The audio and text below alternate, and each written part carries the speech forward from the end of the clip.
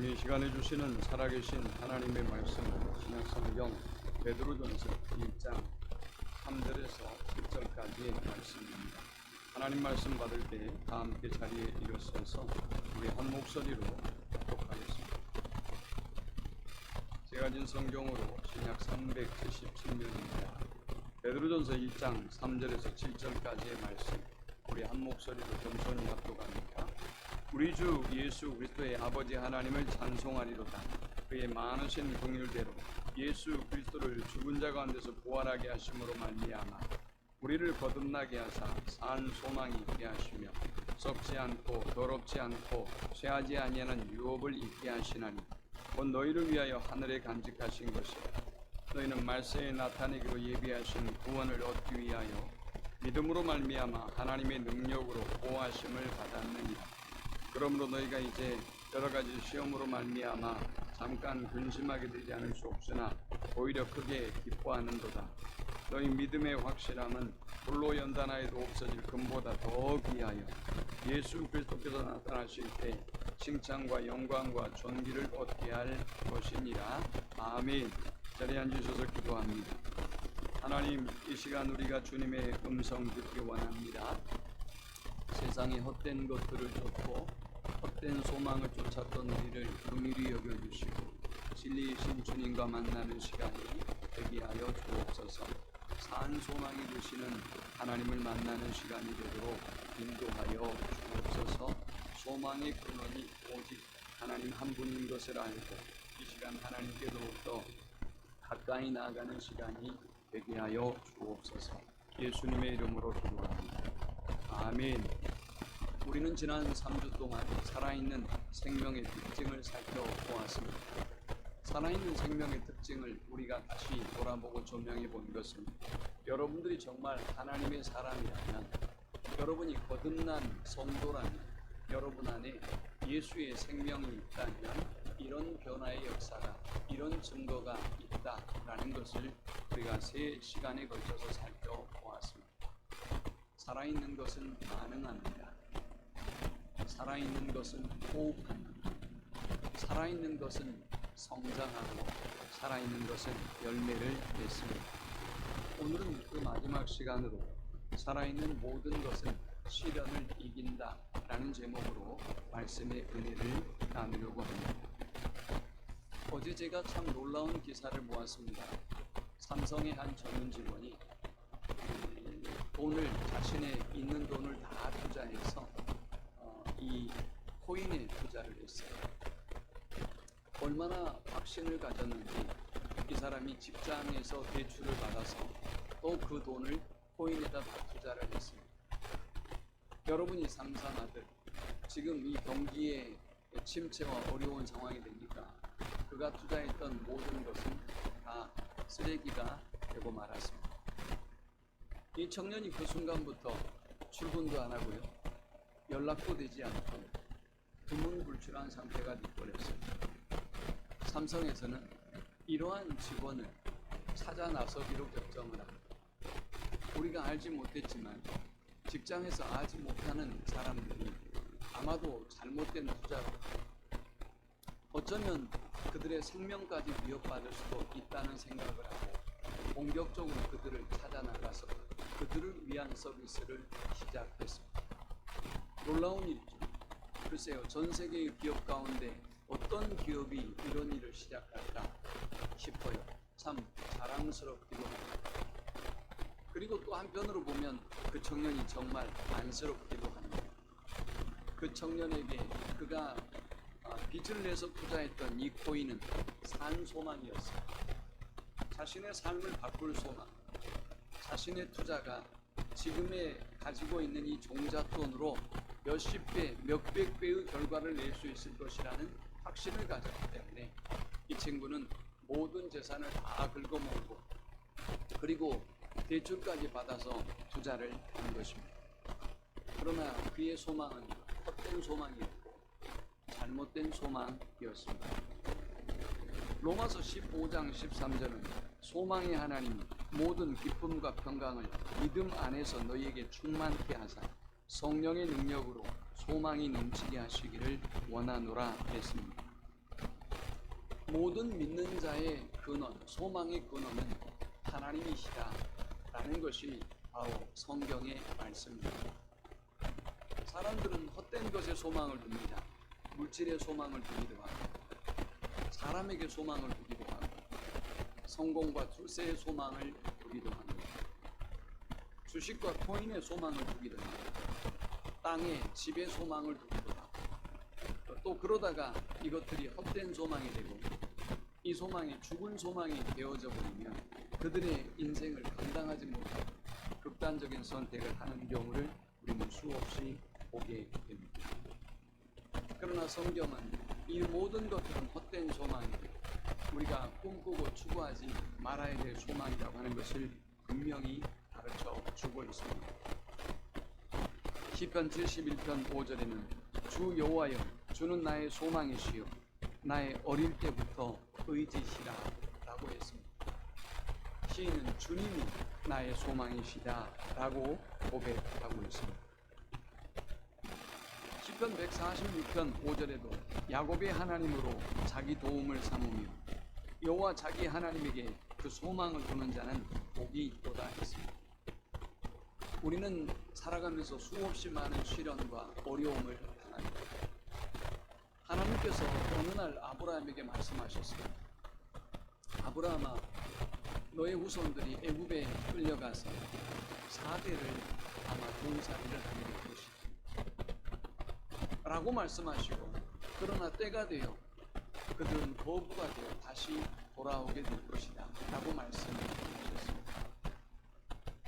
그 말씀을 아브라함에게 왜 하셨을까요? 우리 모두의 인생이 다 똑같다는 것이죠. 우리의 믿음의 여정이 다 똑같다는 것입니다. 여러분이 은혜 안에 서고 믿음 안에 서면 다 좋은 일만 있는 것이 아니라 죽지도 않고 병들지도 않고 손해를 보지도 않고 해고되지도 않고 망하지도 않고 좋은 일만 생기는 것이 아니라 우리가 믿음의 여정을 걸어갈 때 우리에게 혹독한 시련과 어려움이 온다는 것을 하나님은 아브라함에게 미리 말씀하셨습니다. 그것은 갈대아 우르를 떠나 가나안에 입성했던 아브라함이 이미 경험한 사실이기도 합니다. 그러나 하나님은 모든 것이 끝날 때가 있고, 그리고 하나님은 더 큰 은혜와 복을 주신다고 하는 사실을 아브라함에게 말씀해 주셨습니다. 사람이 살아가는데 소망은 필수입니다. 돈이 없어도 살 수 있고, 여러분이 차가 없어도 살 수 있지만, 여러분에게 건강이 점점 더 여러분의 곁을 떠나가도 살 수 있지만, 사람은 단 한순간도 소망이 없이는 살아갈 수가 없습니다. 그래서 주님은 고린도전서 13장 13절을 통해서 그런즉 믿음, 소망, 사랑 이 세 가지는 항상 있을 것인데 그 중에 제일은 사랑이라 라고 말씀했습니다. 소망이 없으면 우리는 어떤 시련도 어려움도 이겨낼 수가 없는 것입니다. 고린도후서 1장 8절에서 사도 바울은 자신의 고난과 소망에 대해 이렇게 고백합니다. 형제들아, 우리가 아시아에서 당한 환난을 너희가 알지 못하기를 원치 아니하노니 힘에 지나도록 심한 고생을 받아 살 소망까지 끊어지고 우리 마음에 사형 선고를 받은 줄 알았으니 이는 우리로 자기를 의뢰하지 말고 오직 죽은 자를 다시 살리시는 하나님만 의뢰하게 하심이라 했습니다. 바울이 아시아에서 얼마나 힘들고 어려웠던지, 이제 나의 소명이 끝났구나, 나의 사명이 다했구나, 이제 죽을 때가 되었구나, 하나님의 곁으로 갈 때가 되었구나 라고 생각하게 되었다라는 것입니다. 소망까지 끊어졌다라고 말하고 있습니다. 그 정도로 힘들고 어려운 상황이었지만, 그러나 바울은 주님을 놓지 않았습니다. 주님을 붙잡습니다. 주님을 붙잡고 주님과 동행함으로 그 죽음과 같은 절망을 이기고 하나님의 멋진 사도로 쓰임을 입었던 것입니다. 소망은 영혼의 탑과 같습니다. 닻이 없는 배는 풍랑을 이겨낼 수 없습니다. 그러나 닻이 깊숙이 바닥에 박혀있는 배는 어떤 시련과 어려움도 너끈히 이길 수 있는 것입니다. 오늘 사랑하는 성도 여러분, 여러분이 지금의 이 혹독한 시련과 어려움 앞에서 여러분의 영혼에 닻을 그리스도께 깊이 내린 사람은 결코 흔들리지 않습니다. 다른 잘못된 사람에게 닻을 내리거나 분위기에 닻을 내리거나 아니면 잘못된 기대감에 닻을 내린 사람은 송두리째 그 닻이 뽑혀서 그 배가 떠나가고 좌초되고 말지만, 그러나 그 영혼의 닻을 깊이 그리스도께 박은 사람은 안전합니다. 여러분이 아시듯 저희 고향은 바닷가. 가장 두려운 것은 태풍입니다. 다 견뎌낼 수 있지만 태풍이 오면 온통 어부들은 난리가 나면 가장 먼저 배를 단속해야 합니다. 그리고 그들이 기르고 있는 양식장을 단속해야 합니다. 태풍이 불고 바람이 치면 그 모든 것을 한꺼번에 몰아서 다 그냥 던져버립니다. 흔적조차 없이 다 사라져버립니다. 그래서 어부들은 가장 먼저 배를 단속하고 어장을 단속하고 양식장을 단속하는 일을 합니다. 배를 단속하는 일에 있어서 가장 중요한 것은 닻입니다. 이 닻이 안전히 깊이 박혀야, 그렇지 않으면 또다시 박아야 해요. 그렇게 해야만 배가 안전하게 이 모든 풍랑을 이겨 나갈 수가 있는 것입니다. 히브리서 6장 19절은 우리에게 말씀합니다. 우리가 이 소망이 있는 것은 영혼의 닷 같아서 튼튼하고 견고하여 휘장 안에 들어, 우리가 그리스도께 깊이 닻을 내리면, 우리의 영혼의 닻을 내리면 우리의 영적인 항해는 결코 좌초되지 않습니다. 어떤 시련과 어려움이 와도 너끈히 그 모든 시련과 어려움을 이기고 나아갈 수가 있는 것입니다. 그러므로 사랑하는 여러분, 오늘 우리는 이 코로나를 지나면서 과연 나의 소망은 어디에 있었는지, 나의 믿음은 어디에 뿌리를 내리고 있었는지, 이 시대의 대한민국의 그리스도인들의 신앙의 뿌리는, 그들의 믿음의 기초는 어디에 뿌리를 받고 있는지, 그들의 소망의 기초는 어디인지 우리가 돌아보아야 하겠습니다. 살아있는 모든 것은 시련과 어려움을 이깁니다.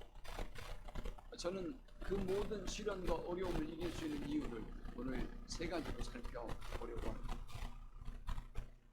한평생 역사를 연구하고 그리고 그 역사의 증거가 실제적인 역사를 뒷받침하는지를 연구하고 후학들을 가르쳤던 영국의 옥스퍼드 대학의 역사학 교수였던 토머스 아널드 박사는 그의 평생 과거의 역사를 연구하고 그리고 모든 증거들을 수집하고 논증하는 일을 하면서 그의 마지막 예수 그리스도의 삶에 대하여 이러한 결론을 내렸습니다. 하나님께서 인간에게 베푸신 역사 중에서 가장 분명한 역사는 예수 그리스도가 다시 죽으셨다가 다시 살아나신 사건입니다. 인류 역사 가운데 이것만큼 분명하고 완전한 사실은 보지 못하고, 모든 역사 가운데서 가장 확실한 표적은 바로 예수께서 죽음에서 부활하신 사건이다 라고 했습니다.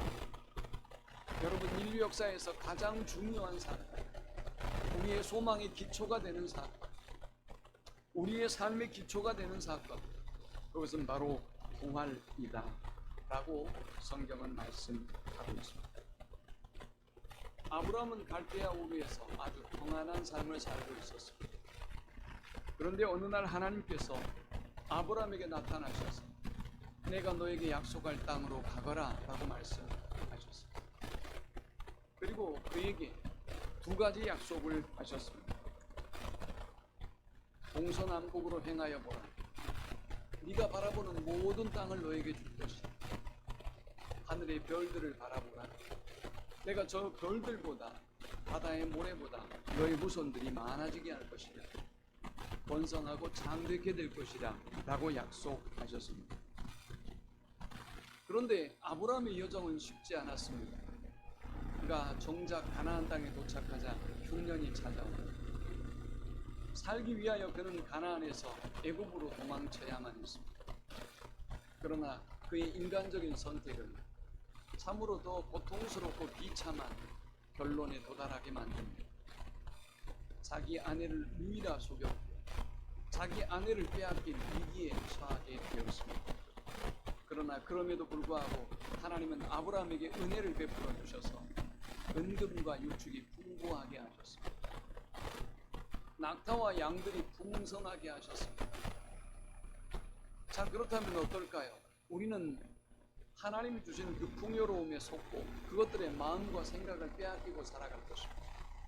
그러나 믿음의 조상 아브라함은 달랐습니다. 아브라함이 애굽에 거하는 동안 세상에서 얻은 것이 있었지만 그는 제단을 잃어버리고 말았습니다. 그는 그곳에서 여호와 이름을 부르지도 않았습니다. 아니, 더 심각한 문제는 여호와께서 그에게 말씀하지 않았다라는 것입니다. 아브라함은 그 사실을 깨닫고 창세기 13장에 다시 그가 처음 제단을 쌓았던 곳으로 올라옵니다. 그리고 제단을 쌓았습니다. 하나님은 아브라함을 축복해 주셨습니다. 그리고 조카 롯이 함께 거할 수 없을 만큼 양과 육축들이 풍성해졌습니다. 아브라함은 조카 롯과 함께 이제 거처할 곳을 분리하게 되었습니다. 그런데 시간이 지나고 조카 롯이 동방의 왕들의 연합군에 의해서 모든 것을 약탈당하고 그리고 포로로 잡혀가고 있다는 소식을 전해 듣습니다. 아브라함이 자기의 가정에 318명의 개인적인 그런 사사로운 군대를 양성하고 있었습니다. 그것이 무엇을 의미하는 것입니까? 많은 사람이 약탈을 당했다는 것을 의미하는 것입니다. 아브라함은 믿음으로 이 318명을 거느리고 포로로 잡혀가고 있는 롯의 그 뒤를 쫓아갑니다. 하나님은 아브라함과 함께 하셔서 대성을 거두게 하셨습니다. 그리고 돌아오는 길에 이제 멜기세덱으로부터 축복의 기도를 하십니다. 그런데 여러분, 그 이후의 사건이 중요합니다. 아브라함에게는 두 가지의 고민이 있었습니다. 하나님이 분명히 약속을 해주셨는데 하나님이 왜 이 약속을 이루어주지 않는 것입니까? 라는 그런 의문이, 그런 두려움이 아브라함에게 있었던 것입니다. 창세기 15장에 보면 아브라함이 이제 하나님과 언약을 맺습니다. 하나님이 일방적인 언약을 아브라함과 맺은 것입니다. 그리고 하나님과 아브라함은 언약을 맺고 난 이후에 동물을 반으로 쪼개서 그 사체 사이를 아브라함이 걷게 합니다. 그것은 무엇을 의미하는가 하면 만일 둘 중에 하나가 고대의 언약의 이 언약식은 둘 중에 하나가 언약을 어기면 죽임을 당한다라는 서약입니다. 하나님은 아브라함이 그 동물의 사체를 지나게 하셔서 하나님이 반드시 이 언약을 지키실 것을 확신하게 만들었습니다. 하나님은 두 가지의 약속을 주셨습니다. 네가 바라보는 모든 땅을 내가 너에게 줄 것이다. 그 땅들은 너의 땅이 될 것이다. 13장 14절에서 다시 하나님이 확인해 주셨고, 그리고 15장에서는 아브라함의 또 한 가지의 고민을 해결해 주셨습니다. 그것은 아브라함이 자식이 없는 겁니다. 하나님이 분명히 그의 후대가 하늘의 별보다 바다의 모래보다 많아진다고 약속하셨는데 자녀를 주시지 않는 거예요. 아브라함은 그것 때문에 마음이 상했습니다. 그런데 그런 아브라함에게 하나님이 찾아오셨습니다. 15장 1절에 보니까 이후에 여호와의 말씀이 환상 중에 아브라함에게 임하여 이르시되 아브라함아 두려워하지 말라. 나는 내 방패여 너의 지극히 큰 상급이니라. 하나님이 말씀으로 두려워하는 아브라함에게 찾아오셨습니다. 저는 아이를 낳지 못합니다. 그래서 저의 종을 통해서 저의 유업을 이어나가려고 합니다 라고 말하는 아브라함에게 하나님은 말씀합니다. 아니다. 너의 태에서 난 그 아이로 말미암아 15장 4절 하늘의 별보다 바다의 모래보다 많아지는 복을 너는 누리게 될 것이다 라고 약속하셨습니다. 창세기 15장 12절에 보면 장면의 전환이 이루어집니다. 아브라함은 또 다른 두려움에 빠집니다. 해질 때에 아브라함에게 깊은 잠이 임하고 큰 흑암과 두려움이 그에게 임하였더니 했습니다. 여러분, 사람이요, 깨어있을 때는, 여러분이 의식이 있을 때는 여러분 안에 임하는 두려움을 물리칠 수 있어요. 난 할 수 있어. 난 무섭지 않아. 난 이길 수 있어. 하나님이 나와 함께 하셔 라고 여러분들이 끊임없는 메시지를 여러분에게 던지면서 오늘 여러분들이 그 환난과 어려움을, 그 두려움을 극복할 수 있어요. 기도도 하고 말이죠, 찬송도 하고 말씀을 묵상하면서 깨어있을 때, 여러분이 정신이 있을 때는 여러분의 두려움을 이길 수 있다. 문제는 뭡니까? 무의식 속에 있을 때는 여러분의 감정을 여러분이 주체할 수가 없습니다. 여러분의 두려움을 여러분이 주체할 수가 없는 것입니다. 여러분의 슬픔을 여러분이 주체할 수가 없는 것입니다. 그런데 참으로 놀랍고 하나님은 15장 1절에 자녀를 걱정하고 있는 아브라함에게 임하셔서 말씀을 주시고 두려워 말라 라고 말씀하시더니 15장 12절에 해질 때에 아브라함에게 깊은 잠이 임하고 큰 흑암과 두려움이 그에게 임하였더니 여호와께서 아브라함에게 이르시되 너는 반드시 알라. 내 자손이 이방에서 객이 되어 그들을 섬기겠고 그들은 400년 동안 내 자손을 괴롭히리니 그들이 섬기는 나라를 내가 징벌할지며 그 후에 내 자손이 큰 재물을 이끌고 나오리라. 너는 장수하다가 평안히 조상에게로 돌아가 장사될 것이요 했습니다. 하나님은 오늘 믿음의 조상 아브라함의 깨어있는 의식의 세계뿐만이 아니라 깨어있지 않는 잠들어 있는 무의식의 세계까지도 찾아와 주셔서 그의 안에 있는 모든 두려움을 물리쳐 주셨어요. 여러분, 이분이 우리 하나님, 오늘 우리의 무의식까지도, 여러분이 극복할 수 없는 그 무의식에 있는 두려움까지, 여러분의 잠재의식 속에 깊이 내재해 있는 그 두려움까지 하나님은 찾아와 주시고 해결해 주시는 하나님, 바로 우리 하나님이십니다. 살아있는 모든 것이 시련을 이길 수 있는 첫 번째 이유는 살아있는 모든 것은 소망이 있기 때문입니다. 여러분, 사람이 죽어갈 때, 생사를 오갈 때 여러분이 어떻게 하죠? 그때 뭐 다리를 주물러 주나요? 아니면 어떻게 하십니까?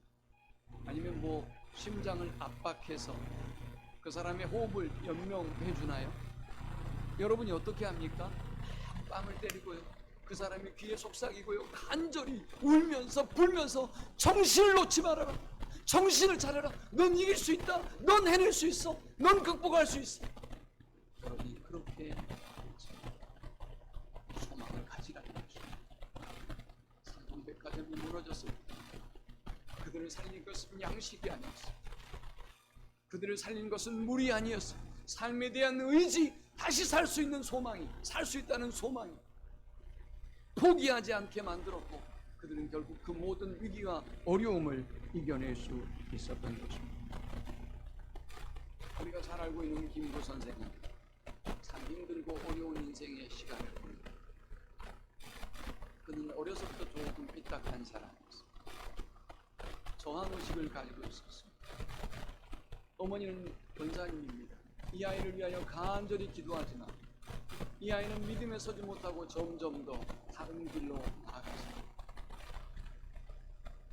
누구는 나중에 저 마곡사에 가서 스님이 되기도 하죠.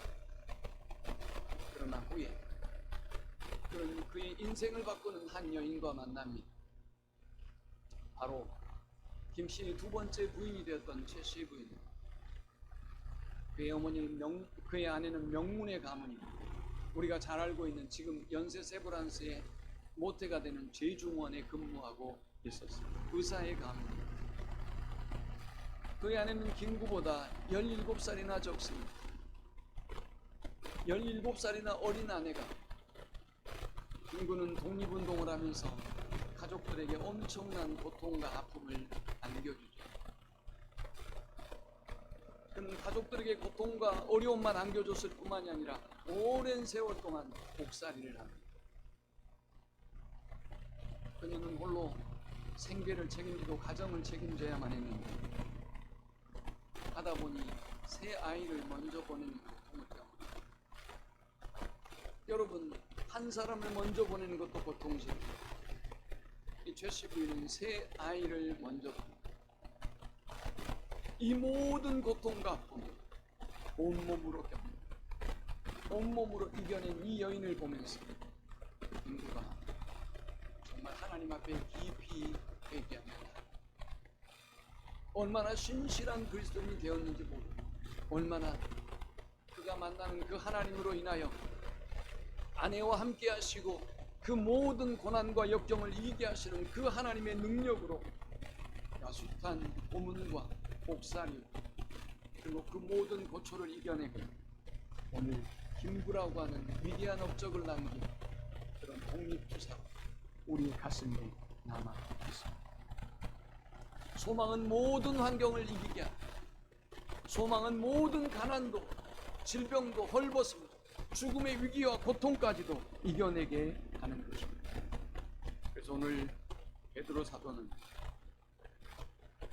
오늘 박해로 인하여, 네로 황제의 박해로 인하여 멀리 도망쳐 있는 흩어진 나그네들에게 오늘 이 베드로 전서를 씁니다.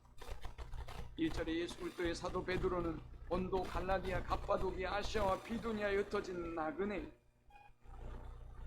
믿음 때문에, 하나님 때문에 숱한 고초와 어려움을 당하고 있는 이들에게 그는 이 위로의 편지인 베드로 전서를 쓰고 있는 것입니다. 그는 우리가 믿음으로 인하여 이렇게 환난과 고난을 당하고 있지만 우리에게는 소망이 있기에, 우리에게는 더욱이 산 소망이 있기에 우린 이 시련과 어려움을 너끈히 이길 수 있어 라고 그들에게 선포하고 있습니다. 3절에 우리 주 예수 그리스도의 아버지 하나님을 찬송하리라. 그의 많으신 긍휼대로 예수 그리스도를 죽은 자 가운데서 부활하게 하심으로 말미암아 우리를 거듭나게 하사 산 소망이 있게 하시며 했습니다. 예레미야 29장 11절에는 나 여호와가 말하노라. 너희를 향한 나의 생각은 내가 하나니 재앙이 아니라 곧 평안이요 너희 장래에 소망을 주려 하는 생각이라 했습니다. 여러분의 삶 속에 어떤 시련과 어려움이 있어도 우리가 기억해야 될 사실은 하나님은 소망의 하나님이시며 하나님은 우리에게 소망을 주시기를 원하신다는 사실입니다. 430년 동안 애굽의 포로 생활을 한 그 후대의 아픔을 소개하면서도 하나님은 아브라함에게 소망을 주셨습니다. 너희는 반드시 돌아오게 될 거야. 너희는 거부가 되어 돌아오게 할 거야. 내가 너희를 괴롭히던 그 애굽의 재앙을 내릴 거야 라고 하나님이 말씀하고 있습니다. 오늘 저와 여러분이 어떤 시련과 어려움을 당해도 분명하게 기억해야 될 사실은 우리의 미래는 여기에서 끝나지 않는다는 사실. 우리가 지금은 헐벗고 가난하고 줄이고 목마르고 모든 사람의 손가락질과 저주를 당하는 것 같지만 그러나 우리가 산 소망을 잊지 말아야 될 것은 우리 주님은 이 죽음 같은 절망을 이기고 부활하셔서 우리에게 산 소망이 되어주시고 영원한 구원을, 영원한 생명을 우리에게 주셨기 때문입니다. 윌리엄 셰익스피어는 말하기를 불행을 고치는 약이 있다. 그것은 소망이다 라고 말했습니다. 오늘 여러분이 힘들고 어렵다고 생각하는 분이 계십니까? 그렇다면 오늘 여러분의 소망을 그리스도께 두십시오. 그러면 그리스도께서 또 소망이신 그리스도께서 우리 안에 새로운 일을 행하시기 시작할 겁니다.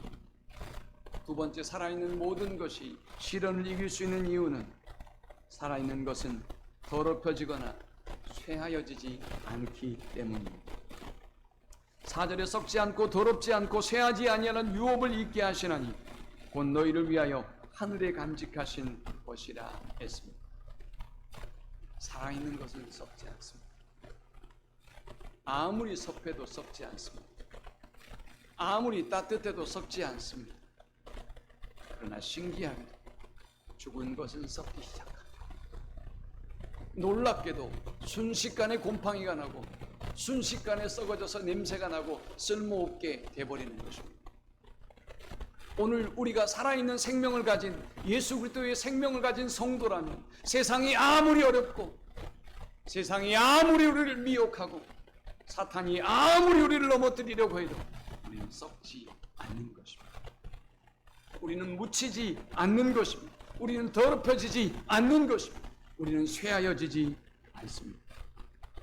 우리는 하나님이 주신 유업을, 하나님이 주신 유산을 바라보고 우리는 영원한 하늘나라의 소망을 두고 꿋꿋이, 비록 땅은 이곳에 딛고 서 있지만 저 하늘나라를 바라보며 우리는 승리의 삶을, 소망의 삶을 살아갈 수가 있는 것입니다.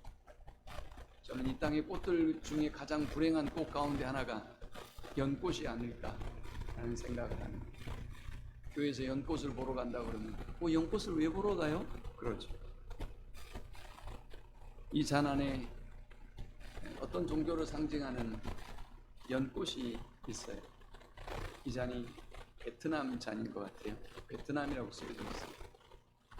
이 잔을 여기 놓으면서 여기 놓는 분이 되게 불편해 하더라고요. 그래서 제가 그랬습니다. 연꽃을 하나님이 지으시고 보시기에 심히 좋았다라고 말씀하셨어요. 그 꽃을 어떤 사람들이 우상을 대표하는 꽃으로, 우상을 상징한 꽃으로 잘못 인지하고 그렇게 만들었다면 이제 우리는 그 꽃의 이름을 주어야죠. 그 꽃은 우리 주님이 지으신 꽃입니다. 그 꽃은 창조주 하나님이 보시기에 심히 좋았다고 말씀하신 꽃이에요. 그러면 여러분 피하지 마십시오. 더 구경하고 더 선포하고 더 아름다움을 자랑하십시오. 연꽃은 아주 더러운 진흙 속에 그 뿌리를 내리고 있습니다. 그러나 더럽혀지지 않습니다. 연꽃은 그 더러운 물 속에 깊이 뿌리를 내리고 그 진흙 속에서 결코 썩지 않습니다. 결코 쇠하지 않습니다. 그 생명의 기운이 그 더러운 기운을 뚫고 그 진흙을 뚫고 그 더러운 물속을 뚫고 아름다운 생명의 결과를 꽃피우는 그것이 연꽃이죠. 우리 하나님의 창조의 섭리를 찬양하고 노래합니다. 살아있는 것은 더럽혀지지 않습니다. 쇠하지 않습니다. 우리가 잠깐 미혹을 당할 수는 있지만, 우리가 잠깐 견눈을 팔 수는 있지만, 그러나 산 소망이신 그리스도를 마음에 품고 있는 살아있는 성도는 결코 세상에 함몰되지 않습니다. 세상에 때묻지 않습니다. 세상 때문에 신앙을 잃어버리지 않습니다. 생명을 잃어버리지 않습니다. 저 세상의 것들 때문에 죽지 않습니다. 살아있는 모든 것이 시련을 이길 수 있는 세 번째 이유는 하나님이 능력으로 그를 보호하시기 때문입니다. 5절에 보면 너희는 말세에 나타내기로 예비하신 구원을 얻기 위하여 믿음으로 말미암아 하나님의 능력으로 보호하심을 받았느니라 했습니다. 이 나무가 땅에 뿌리를 내리고 있을 때 땅은 이 나무에 필요한 모든 것을 공급합니다. 능력을 공급합니다. 물을 공급하고 영양분을 공급하고 아주 좋은 습도를 공급하고 바람을 공급하며 아주 좋은 햇살을 공급해서 이 나무가 살아갈 수 있는 최적의 환경을 만듭니다. 하나님이 보호해 주시는 것입니다. 하나님이 능력으로 붙잡아 주시는 것입니다. 요즘 제가 식물에 대해서 많은 걸 배웁니다. 저에게 이 식물의 최적의 환경을 가르쳐주는 선생님이 이렇게 말씀하시더라고요. 화분에 나무를 심어 놓은 것과 땅에 나무를 심어 놓은 것은 다릅니다. 그래서 그분이 왜 예전에 우리 시골의 마당을 다 콘크리트 바닥으로 다 덮는 것을 굉장히 어떤 발전의 한 유형으로 생각하고 부의 어떤 유형으로 생각해서 다 덮었던 적이 있어요. 여러분의 시골 마당도 다 덮어졌는지 모르겠어요. 그리고 이제 그 다음에 어떻게 합니까? 그 한쪽에다 다시 흙을 담아다가 화단을 만들어서 나무를 심고 꽃을 심고 있어요. 이분이 그곳에 동백나무를 수천만 원어치를 심어놨고, 그런데 겨울의 온도가 2도 이하로 떨어지면서 이 나무가 그냥 얼어 죽고 말았다. 왜 죽었는지 몰랐답니다. 날씨는 똑같은데 왜 죽었을까? 나중에 알게 됐대. 땅하고 연결된, 그래서 땅에서 올라오는 지열을 받고 있는 나무는 뿌리가 썩지 않고 그 혹독한 겨울도 이겨내더라는 것이죠. 그런데 그렇지 않고 화분에 심어졌거나 아니면 콘크리트 위에 새롭게 조성한 화단에 심어놓은 나무는 뿌리가 얼고 뿌리부터 죽기 시작한다는 것입니다. 어떤 분들은 나무에다가 물을 뿌려주는 분들이 있어요. 습도를 유지하기 위함이죠. 저에게 나무의 생장의 최적의 환경을 가르쳐 주시는 분이 이렇게 말씀하실까? 나무가 성장하는데 가장 좋은 환경은 습도가 60% 정도 될 때입니다. 그러면 어떻게 해야 됩니까? 라고 제가 물었더니 나무에다도 물을 뿌린다고 해서 습도가 조절되는 것이 아닙니다. 만일 테라스에 나무를 키우시면 밑에 바닥에다가 물을 뿌려주시면 그 물이 올라오면서 습도를 조절합니다. 그러면 훨씬 더 살기에 좋습니다. 라고 말하죠. 우리가 보건대 나무를 정전하고 아름답게 가꾸는 모습을 보면서 모양만 저렇게 자르는가 보다, 가꾸는가 보다. 여러분 그렇게 생각하실지 모르겠어요. 그래서 여러분 예배 끝나고 가다 보면 아무것도 모르는 제가 나무를 엄청나게 잘라놔서 저 나무들이 고생하고 있어요. 왜 나무를 정전하느냐 보니까 바람의 길을 열어야 돼요. 그래야 이파리 하나하나가 마르지 않고 죽지 않고 싱싱하게 건강하게 자란다는 것입니다. 자, 그러면 여러분 보십시오. 나무 하나를 키우기 위해서 하나님 햇빛을 주십니다. 수분을 주시고 영양분을 주십니다. 습도를 조절해 주십니다. 지열로 온도를 맞춰 주십니다. 이 나무들이 모든 시련과 어려움을 이기고 살아갈 수 있도록 하나님이 모든 것을 공급해 주시는 것입니다. 하물며 저와 여러분은 어떨까요? 하나님이 저 공중의 새 한 마리까지, 하나님이 저 들의 백합화까지, 하나님은 모든 것에 가장 필요한 최고의 환경을 만드시고 그의 능력으로 공급해 주십니다. 그의 능력으로 우리를 보호해 주고 계시는 것입니다. 그러므로 오늘 산 소망이신 생명이신 그리스도가 우리 안에 있는 사람은 모든 시련과 어려움을 너끈히 이겨나갈 수 있는 것입니다. 자, 이제 우리 6절과 7절은 함께 읽습니다. 시작. 그러므로 너희가 이제 여러 가지 시험으로 말미암아 잠깐 근심하게 되지 않을 수 없으나 오히려 크게 기뻐하는도다. 너희 믿음의 확실함은 홀로 연단하여도 없어질 금보다 더 귀하여 예수 그리스도께서 나타나실 때 칭찬과 영광과 존귀를 얻게 할 것이니라. 아멘.